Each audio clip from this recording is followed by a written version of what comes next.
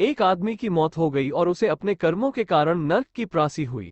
उसने वहां जाकर देखा कि हर देश के लिए अलग अलग नर्क है। वो अमेरिकन नर्क में गया और पूछा कि यहाँ आत्माओं को किस तरह पीड़ा दी जाती है। उसे बताया गया, पहले तो वे आपको बिजली की कुर्सी पर 1 घंटा बैठाकर कट लगाते हैं। फिर आपको तीखे कीलों वाले बिस्तर पर नंगे बदन घंटे भर सुलाते हैं। फिर अमेरिकन राक्षस आता है जो दिन भर आपको चाबुक से कोड़े लगाता है। उस आदमी को ये सारा सिलसिला पसंद नहीं आया और वह आगे बढ़ गया। उसने आगे जाकर जर्मनी, जापानी, ऑस्ट्रेलिया इत्यादि तमाम देशों के नर्क देख डाले। सभी में जैसी सजा अमेरिकन नर्क में दी जाती थी, लगभग उसी किस्म की सजा नर्क में आने वाली सभी आत्माओं को दी जाती थी। हाँ, धरती पर किए पापों की गंभीरता के आधार पर समय में कुछ कमी बेसी जरूर हो जाती थी। घूमते घूमते वो आखिर में भारतीय नर्क में पहुंचा। वहां उसने देखा कि नर्क में प्रवेश के लिए आत्माओं की हजारों मील लंबी लाइन लगी है।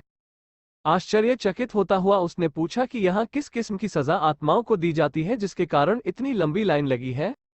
उसे बताया गया कि पहले तो वे आपको बिजली की कुर्सी पर 1 घंटा बैठाकर कट लगाते हैं। फिर आपको तीखे कीलों वाले बिस्तर पर नंगे बदन घंटे भर सुलाते हैं। फिर भारतीय राक्षस आता है जो दिन भर आपको चाबुक के कोड़े लगाता है। उसे और ज्यादा आश्चर्य हुआ। उसने फिर पूछा, पर ऐसी ही सजा तो अमेरिकन और तमाम अन्य देशों के नरकों में भी है। वहां तो अंदर जाने वालों की ऐसी भीड़ नहीं दिखी। किसी ने उसकी जिज्ञासा शांत की, चूंकि यहाँ भीड़ के कारण बदहाली है, मेंटेनेंस बहुत घटिया है, बिजली आती नहीं, अतः बिजली की कुर्सी काम नहीं करती, बिस्तर से कीलों को लोग चोरी कर ले जा चुके हैं और कोड़े लगाने वाले भारतीय राक्षस भारतीय शासकीय सेवा में रह चुके हैं, जो आते तो हैं परंतु हाजिरी रजिस्टर में अपनी उपस्थिति दर्ज कराकर कैंटीन चले जाते हैं।